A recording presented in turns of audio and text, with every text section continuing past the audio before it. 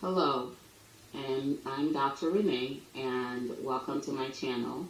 I'm back today to talk about mental health in sickle cell patients.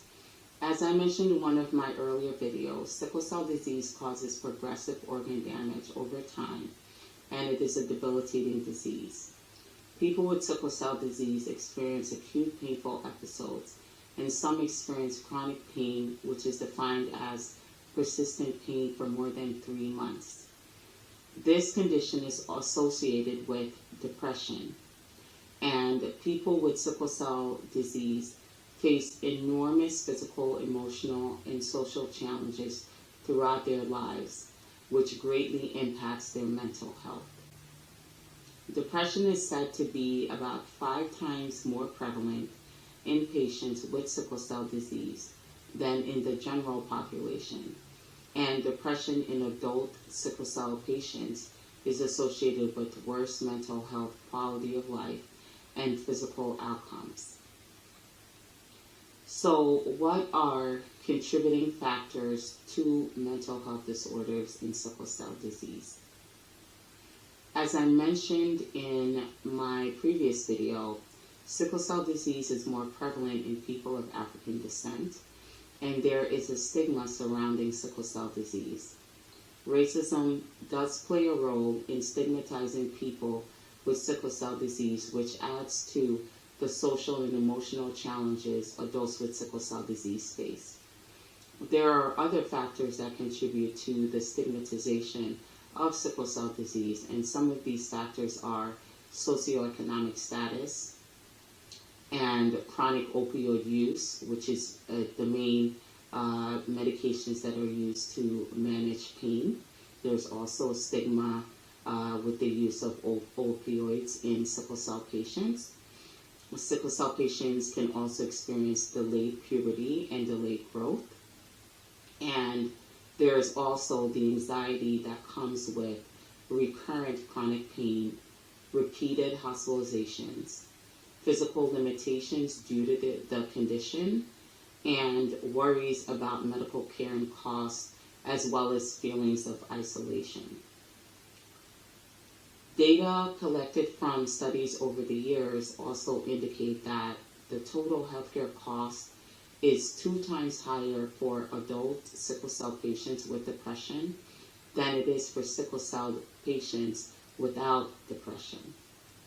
So again, we see that the rising healthcare costs to treat people with sickle cell disease is even higher due to the mental health component. Data suggests that there is underreporting of depression among patients with sickle cell.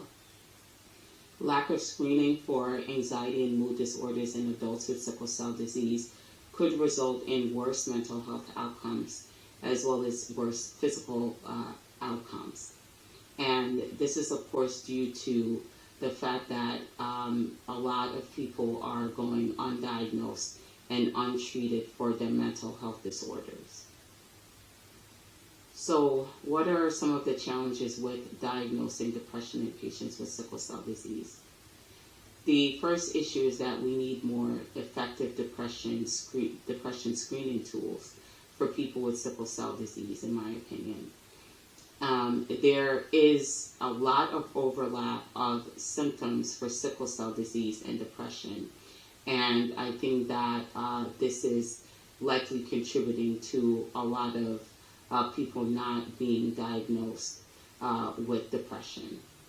For example, it is quite common for a person with sickle cell disease to have physical pain, fatigue, and sleep disturbance, all of which can be seen in depression. So many cases of depression might be missed depending on the individual, the setting in which the depression assessment is done, and the type of assessment tool that is used. There is a study that was published in 2021 that looked at depression, and I think there should be a picture of the study on the screen as I'm discussing it, just to give you a visual. So again, the study was published in 2021, and it looked at depression, the quality of life for the people with sickle cell disease, as well as medical resource utilization in patients with sickle cell disease.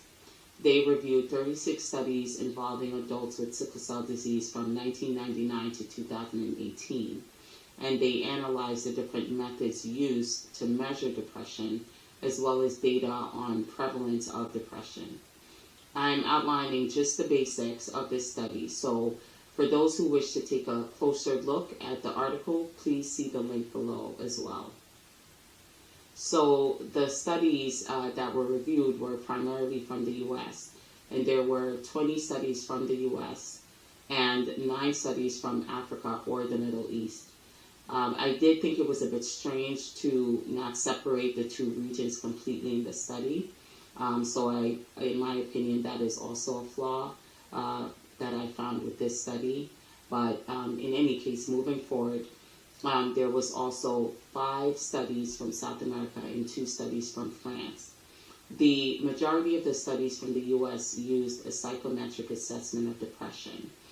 The psychometric assessments are tests that are used to measure one's abilities, attitudes, personality traits, and behaviors, and they can be designed to screen for depression. So again, the majority of the U.S. studies used a form of psychometric assessment, and other studies used either medical review or structured interview for assessing depression. This systematic review of 36 studies estimated depression among adult sickle cell patients to be between 29% and 36%. But keep in mind that depression assessment models these depression particular studies that were used were flawed, mainly because of the models and the fact that there are issues with how depression is measured quantitatively.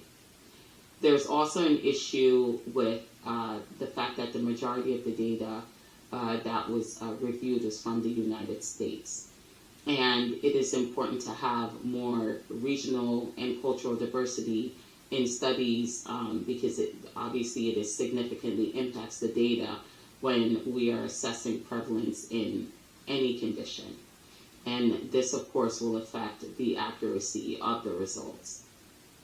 So the bottom line is we still have a long way to go in providing better treatment and curative options for sickle cell disease while addressing the mental health challenges that adults with sickle cell disease face.